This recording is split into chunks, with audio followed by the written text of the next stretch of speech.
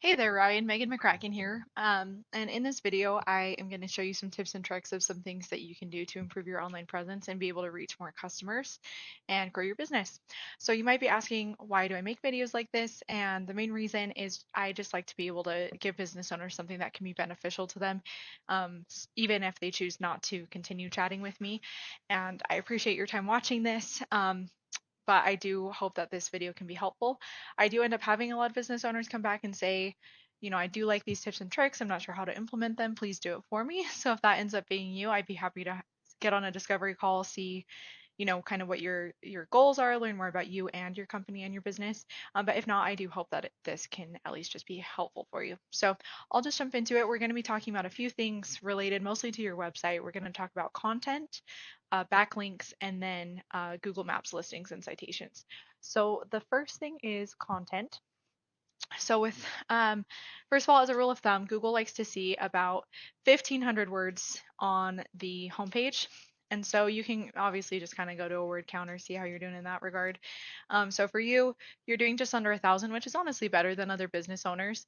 If we look at one of your competitors here, this is somebody who's ranking in the top for like everything for roofing in Salt Lake City and Utah. Whoopsie daisy. Oh, whoops. If we see what they're doing, they have just under the 1,500 words. And then, as another rule of thumb, Google likes to see about 500 words per subpage. So the first thing you'd want to start with is just having more content on your website. Obviously, you also want to make sure though that that content is relevant, right, and has all of the proper keywords.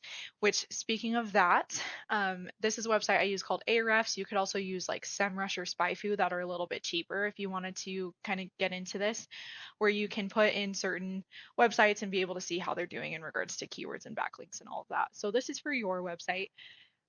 So for Utah Roof and Rain Gutter, you're in the fourth position, which is not bad. I mean, you got this is for today. There's been about 20 searches, about two have come into your website. So, not bad. Definitely still some room for improvement. However, if we look at the volume, that particular keyword is actually not being searched as a lot of these other ones. So, like Salt Lake City roofing, we have 800 searches.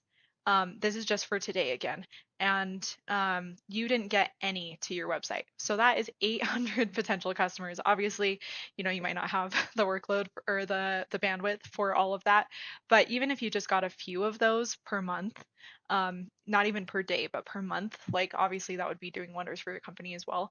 And you're in the 48th position currently. And that's just because your website doesn't have those buzzwords and those keywords that Google, when it crawls the net, when people make those searches, is going, okay, so they have all of this. So like Gutter, Salt Lake City roofing companies, um, roofing companies in Salt Lake City, Roofer Salt Lake City, like all of these, you're ranking pretty low because again, your keywords aren't showing up here. And the thing is to keep in mind is that means you're missing out on customers, obviously not just in the Salt Lake area, but everybody surrounding.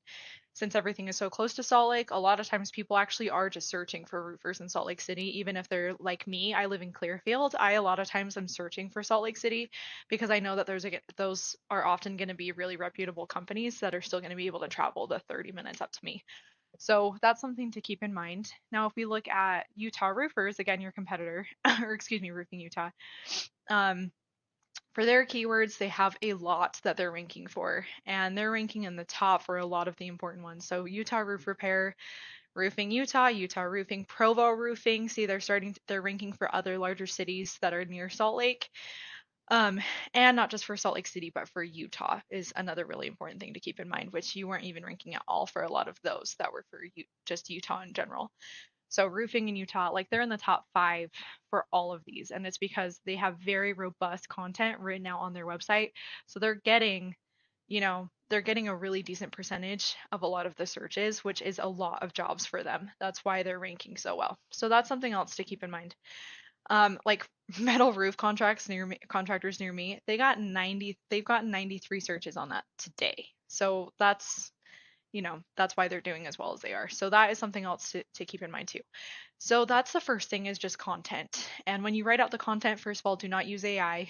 Google hates AI, and it'll flag your website and then it'll impede you from getting ranked. But websites that you can use are just things like Surfer SEO. I use one called Phrase, where you can put in keywords you want to rank for and start writing out your content, and then Google or the website will kind of help you out from there. What a lot of times I do is I take a lot of what competitors are doing and just give a personal twist to that particular business. So that's my advice to you. So that's the first thing is content. The next thing are backlinks. So backlinks are just other websites linking back to yours saying, hey, these guys are the experts. You should listen to them. It's the popularity contest of Google, is what I like to call it. So with backlinks, first of all, Google really only cares about anything that doesn't have a zero next to it. And it also cares that the links are really relevant to the industry. So like one of these that they have a backlink for is construction next. So obviously related within the industry. Google's going to view that as much more of a high quality backlink than like if a fashion website were linking back to you. So that's something that you want to watch out for when you start chasing these down.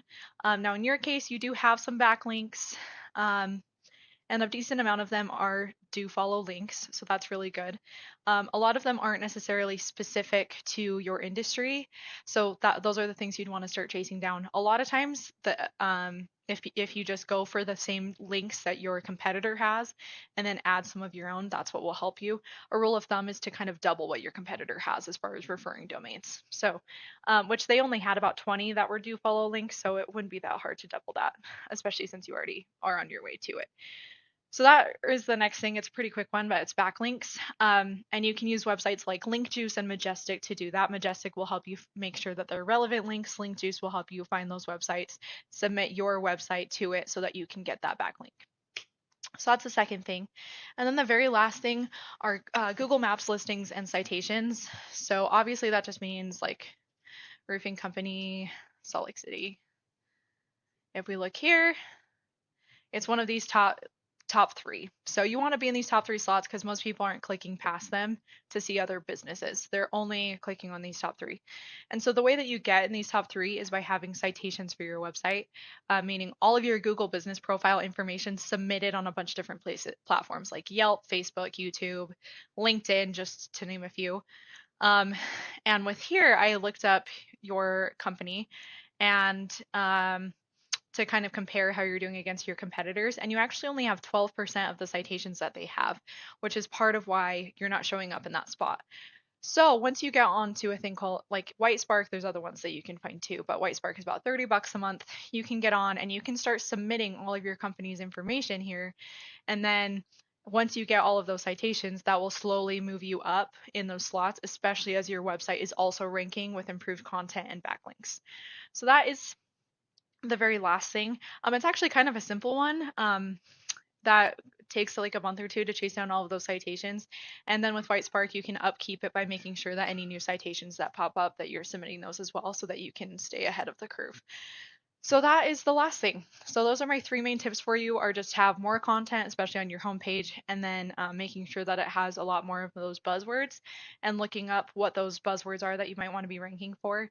And then number two is chasing down backlinks. And then number three is submitting all of those citations. So once you do that, you'll be golden, right as rain. And obviously there's also paid advertising, but a lot of these options will help you out in the long run, even if you decide that you don't want to be paying for Google ads or Facebook ads or anything like that. So if you have any questions, reach out to me. We can hop on a call. My name is, again, Megan McCracken, and my phone number is 385-315-7439. Thanks, Ryan. Bye.